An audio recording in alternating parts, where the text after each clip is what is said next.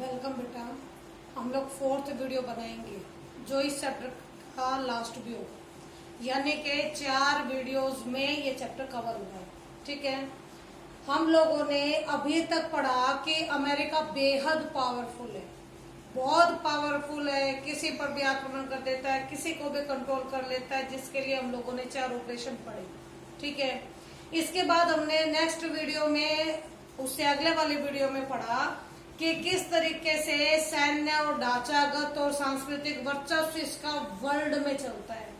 ठीक है, आज हम पढ़ेंगे कि किस तरीके से इस अमेरिकी ताकत का भी प्रतिकार हो सकता है। प्रतिकार मीन्स विरोध। ठीक है, और किस तरीके से हम इसका विरोध, इसके पावर को तो कोई नकार नहीं सकता, ऐसे में हम किस तरीके से इसका विरोध कर सकते हैं और किस तरीके से हम इसके साथ आगे बढ़ सकते हैं। ठीक है बेटा, तो हमारा आज का फर्स्ट टॉपिक होगा अमेरिकी शक्ति के रास्ते में अवरोध। अवरोध का मीनिंग होता है बेटा रुकावट। ठीक है, इसकी पहली रुकावट है अमेरिकी संस्थागत बुनावट यानी कि कार्यपालिका। अमेरिका के रास्ते में अगर कोई लगाम लगा सकता है तो सबसे पहले अमेरिका की खुद की कार्यपालिका है। ठीक है, अमेरिका की जो खुद की कार्यपालिका है वो वाकई में इतनी स्ट्रोंग है कि वो अमेरिकी सेना के जो गलत तरीके के अभियान हैं उनको कंट्रोल करने का काम कर सकती है। ठीक है, यानी कार्यपालिका ज्यादा पावरफुल है, जिसके कारण वो सेना को कंट्रोल में रखती है। ठीक है, और इसका सबसे बड़ी एग्जांपल बेटा तुम्हारा वियतनाम का है। जब लगातार वियतनाम में, जब आप लोग के 68 से 72-73 तक जाकर आपके समझौते हो रहे थे, पहले समझौते होते जिसके तहत आपके अमेरिका और वियतनाम में शांति आई, वो सब कार्यपालिका की देन थी अमेरिका की। ठीक है, क्योंकि जब इसने देखा कि वियतनाम के लोग जान माल सब कुछ लुटाकर भी अमेरिका के प्रभुत्व को स्वीकार नहीं कर रहे हैं और आए दिन बहुत सारे लोग मारे जा रहे हैं, तो कार्यपालिका ने ऑर्डर पास कर दिए थे कि अमेरिका सेना वापस अपने देश में आ जाए और वियतनाम को स्वतंत्र छोड़ दे। ठीक है, और ऐसा फिर सेना को करना भी पड़ा था। ओके, इसके बाद है अमेरिका की ताकत को कंट्रोल करने का काम वहां का समाज ही कर सकता है। वहां का समाज, वहां की मीडिया, क्योंकि दोनों ही जागरूक है। हर एक काम पर अमेरिका की जनता बिल्कुल पैनी नजर रखती है। पैनी नजर क्यों रखती है? क्योंकि कहीं ना कहीं उनको मालूम है कि अगर हम लोगों ने ऐसा नहीं किया तो घिर के खड़े हो जाएंगे, क्योंकि मीडिया छोड़ेगी नहीं किसी को भी। ठीक है, अगर किसी भी चीज का विरोध करना होता है समाज को, तो वो जागरूक मीडिया के माध्यम से बहुत बड़े लेवल पर अपनी सरकार का विरोध करती है, जिसके कारण सरकार को ना चाहते हुए भी समाज की बातें सुननी पड़ती है। ठीक है, इसके बाद बेटा नाटो के देश हैं। आप लोगों को पता होगा कि नाटो का निर्माण अमेरिका की पहल पर हुआ था, लेकिन इसके साथ बना था तब तकरीबन 12 देश इसमें शामिल थे। बाद में तो इनकी संख्या बढ़ी है।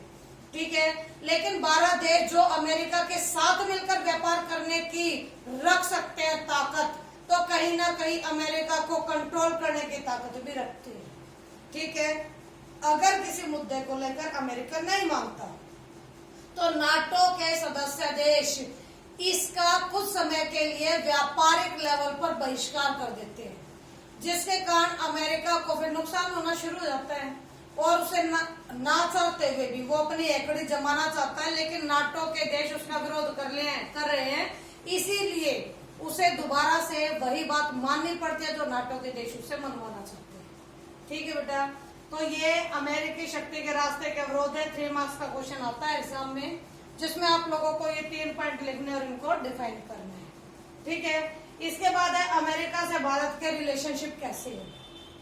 भाई हम लोग आजाद हुए 1947 में, हम लोग आजाद हुए। हमारे पहले बेहद खराब रिलेशनशिप नहीं थे अमेरिका के साथ। हमारी दूरियां बननी शुरू हुई 1950 के बाद। 1950 में जब पाकिस्तान इस अमेरिका के खेमे में शामिल हो गया, पश्चिमी गठबंधन में शामिल हो गया, और जिसका विरोध भारत ने किया, लेकिन अमेरिका ने एक नहीं भारत की सुनी।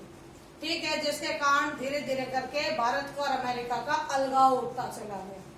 हाँ, एक बात जरूर आती है कि जब भारत में हालात खराब हुए 1960 के दशक में, आर्थिक संकट का काल आया, हर तरीके से भारतीय भूखा मरने लगा, पैसा खत्म हो गया, युद्ध पे युद्ध होता चला जा रहा है, पंचवर्षीय योजनाएं मजबूर हो गए थे बंद करने के लिए। ऐसे हालातों में अमेरिका ने हमें सस्ती दरों पर बीज मुहैया कराया, खाद मुहैया कराया। ठीक है, हालांकि उसके लिए उसके हमने कुछ शर्तें भी मानी थी, लेकिन ठीक है, हमारे देश में हरित क्रांति आई 1960-70 के दशक में। ठीक है, वो हरित क्रांति लाने का श्रेय हम लोग इंसानियत के नाते अमेरिका को ही देते हैं कि उसी के हेल्प की वजह से हम लोगों ने काम किया था। ठीक है, इसके बाद भारत के इसके अमेरिका के रिलेशनशिप में थोड़ा सा सुधार आया, लेकिन बहुत बढ़िया रिलेशन भारत और अमेरिका के इतने नहीं रहे।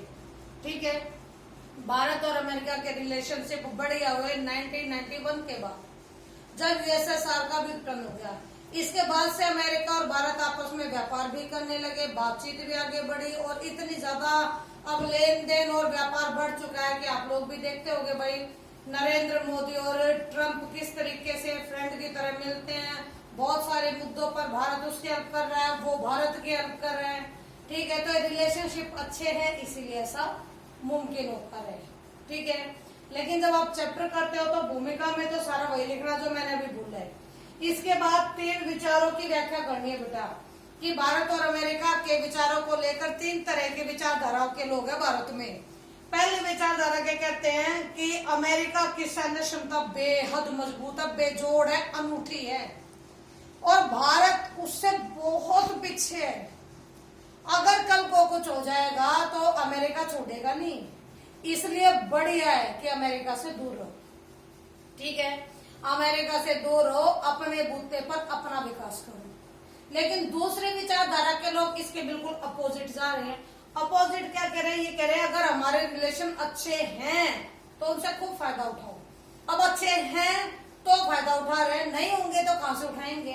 अब अच्छे हैं तो पास रहकर खूब लाभ कमाओ। जो अच्छाई हमें मिल रही है, हम उस अच्छाई के साथ अगर विकास कर ले तो क्या बुरी बात है।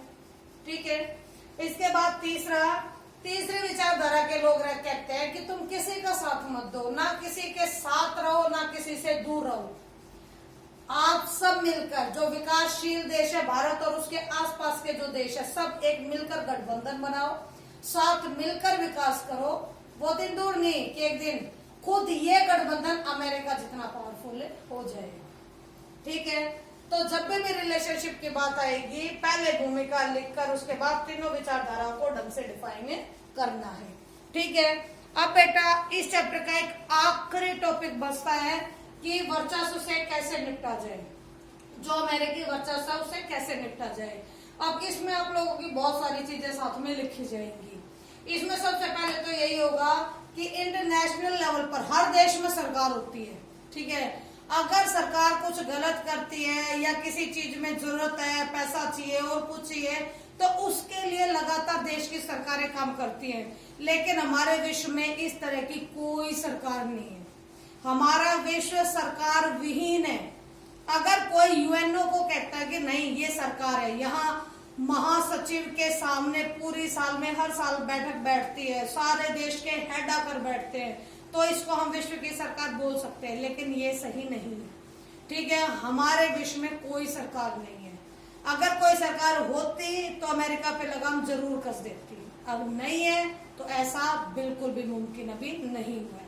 ठीक है, इसके बाद कुछ एक लोगों का, बड़े बड़े विद्वानों का ये भी मानना है कि अगर भारत, रूस और चीन एक साथ आ जाए तो वो अमेरिका को घेरने का काम कर सकते हैं, अमेरिका के वर्चस्व के रास्ते में रोड़े बनने का काम कर सकते हैं।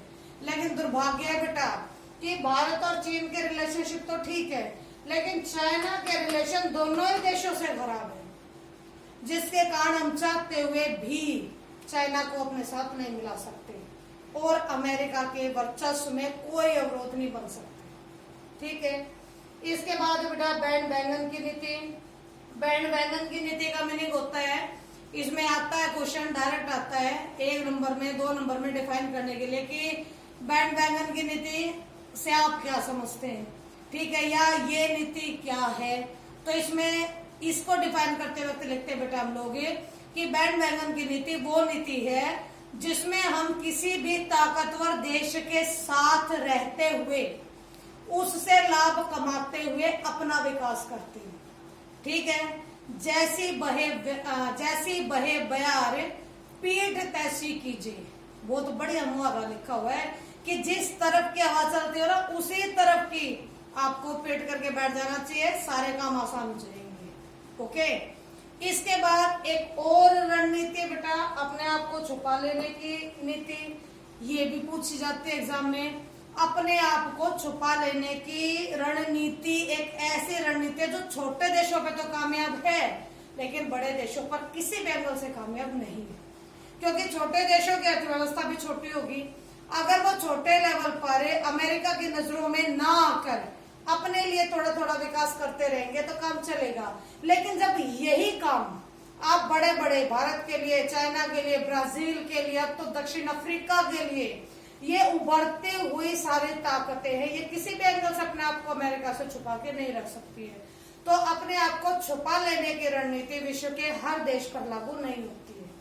ओके, इसके बाद आता बेटा कि इस वर्चस्व पर जो राज्येतर संस्थाएं हैं वो आगे आकर अमेरिका की गलत नीतियों का विरोध आसानी से कर सकती हैं। राज्येतर संस्थाएं जैसे आप लोगों के बहुत सारे एनजीओज हैं, ठीक है, बहुत सारे आप लोगों के लेखक हैं, जागरूक कवि हैं, ये सब अपने कलम की ताकत से अमेरिका को कंट्रोल कर सकते हैं। ठीक है, इसके बाद लास्ट आता है बेटा विश्वग्राम की संकल्पना। विश्वग्राम यानी लास्ट में चैप्टर के बिल्कुल आखिरी में एक पैराग्राफ डाला हुआ है कि हम लोग इसका पूरा चैप्टर पढ़ने के बाद हमारे पास ये निष्कर्ष निकलता है कि पूरा विश्व एक गांव है और इस गांव का चौधरी अमेरिका है। ठीक है, हमारे पास कोई ऑप्शन नहीं है कि हम इस इलाके को छोड़कर किसी दूसरे गांव में जाकर बसे। तो ऐसे में एक ही रणनीति काम आएगी कि हम गांव में रहें और अगर हमारा चौधरी कुछ गलत कर रहा है तो हम उसका विरोध करते रहें, लेकिन वहीं रहें, वहीं जिए, वहीं अपने लिए स्ट्रॉन्ग स्थिति का निर्माण करें। ठीक है बेटा, मेरे हिसाब से चैप्टर बहुत अच्छे से समझ में आया होगा, बहुत इंटरेस्टिंग चैप्टर है और हर एक पार्ट को मैंने थोड़ा अलग अलग करके समझाने की कोशिश करी है, जिसकी वजह से तुम्हें ये तीनों के तीनों हिस्से चैप्टर के आसानी से समझ में आ भी गए होंगे। ठीक है, फिर भी कोई प्रॉब्लम है बेटा तो मुझसे पूछ सकते। ओके।